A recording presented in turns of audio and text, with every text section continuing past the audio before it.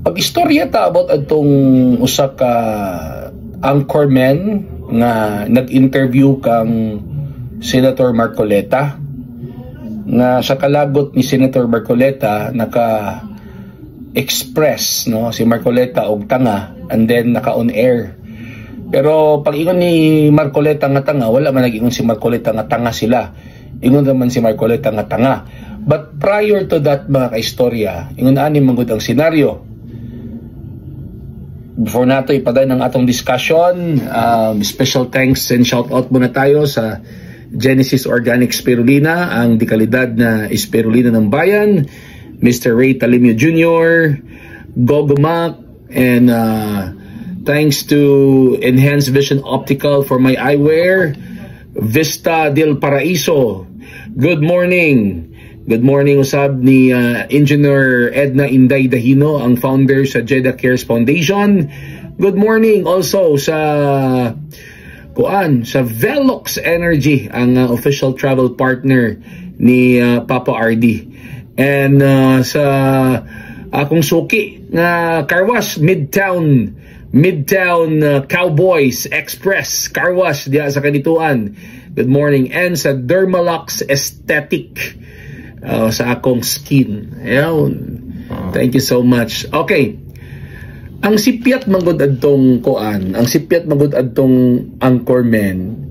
Ani magod ni ang ethics sa ako taga radyo man ko, di ba? I do interview also mga kaistorya.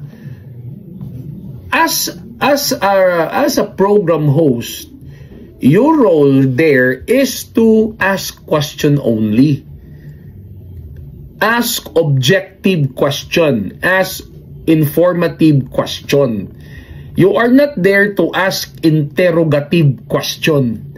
And most of all, it is unethical to debate or to argue with your resource person. Mo'y gibuhat sa usa ka anchorman.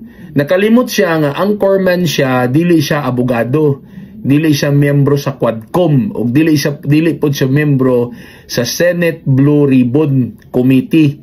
So kitang mga radio announcer, dapat careful taan nga mga butang. Dili dapat, although naamang gid tay mga preference, di ba?